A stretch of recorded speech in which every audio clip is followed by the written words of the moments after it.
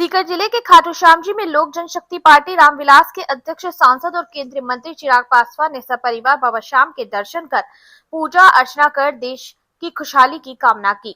मंदिर परिसर में श्री श्याम मंदिर कमेटी के पदाधिकारियों ने उनका पारंपरिक स्वागत किया। कमेटी के मंत्री मानवेंद्र सिंह चौहान और कोषाध्यक्ष रवि सिंह चौहान ने श्याम दुपट्टा ओढ़ाकर सम्मान किया तथा बाबा श्याम का प्रतीक चिन्ह भेंट कर आशीर्वाद दिया। पत्रकारों से बातचीत में चिराग पासवान ने बड़ा राजनीतिक बयान देते हुए कहा कि आगामी समय में 5 राज्यों में भाजपा की डबल इंजन सरकार बनेगी। उन्होंने कहा कि जहां तमिलनाडु में भाजपा को अब तक कमजोर माना जाता रहा है, वहां भी इस बार पार्टी मजबूत स्थिति में आएगी और सरकार बनाएगी। कांग्रेस पर निशाना साधते हुए उन्होंने कहा कि पार्टी लगातार अपना जनाधार खो रही है और आने वाले समय में देश की राजनीति में कांग्रेस का अस्तित्व खत्म हो जाएगा। इस दौरान उन्होंने बाबा श्याम की महिमा का उल्लेख करते हुए कहा कि यहाँ आने वाले हर भक्त की मनोकामनाएं पूरी होती है और दुख दर्द दूर होते हैं। इसी कारण बाबा को हारे का सहारा कहा जाता है। साथ ही उन्होंने श्री श्याम मंदिर कमेटी की व्यवस्थाओं की सराहना भी की। इस अवसर पर उपखंड अधिकारी मोनिका सामोर, तहसीलदार शैलजा शेखावत, थानाधिकारी पवन कुमार चौबे, खाद्य सुरक्षा अधिकारी फूल सिंह बाजा सहित कई प्रशासनिक अधिकारी और भाजपा कार्यकर्ता मौजूद रहे।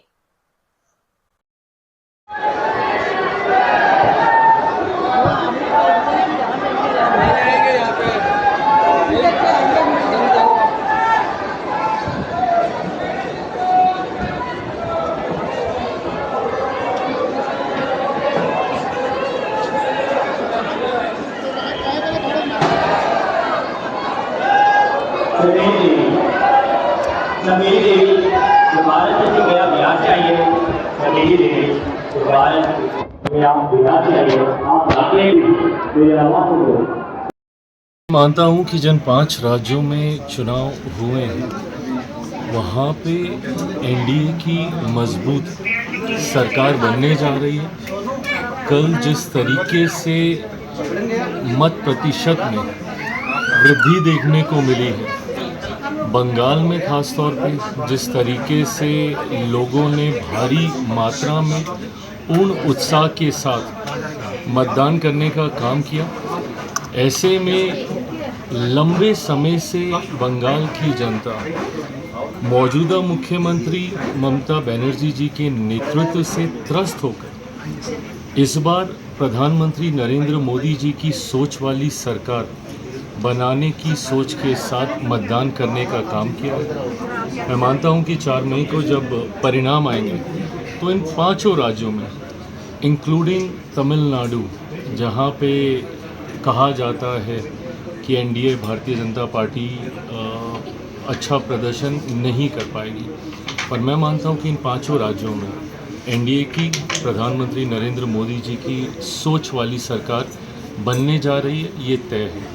बंगाल में खास तौर पे जिस तरीके से हिंसा और अपराध के बल पर इतने लंबे समय तक ममता बनर्जी जी ने शासन कर राज्य को बर्बाद करने का काम किया है, ऐसे में अब बंगाल की जनता भी डबल इंजन की सोच वाली सरकार बनाकर बंगाल का पूर्ण विकास की राह पर आगे लेकर जाना चाहती है। कांग्रेस के अध्यक्ष मल्लिकार्जुन खड़गे जी ने कहा है कि इंतजार कीजिए। बिल्कुल इंतज़ार वो भी करें। कांग्रेस तो खैर किस बात के लिए अपना पक्ष रखने का काम करती है। किसी भी राज्य में कम से कम कांग्रेस का तो कहीं पे कुछ नहीं। बंगाल की भी अगर आप बात करें तो लड़ाई टीएमसी और भारतीय जनता पार्टी के बीच हो रही है। डाउन साउथ की अगर आप बात करें तो वहाँ पे भी डीएमके और हम लोग के बीच की यह लड़ाई है। तो ऐसे में कांग्रेस का तो कहीं पे, और जिन जिन राज्यों में थोड़ा बहुत कांग्रेस बची भी थी वहाँ से भी समाप्त होती जा रही है। पिछले तमाम राज्यों के चुनाव आप उठाकर देख लीजिए, जिस तरीके से कांग्रेस सिमटती जा रही है।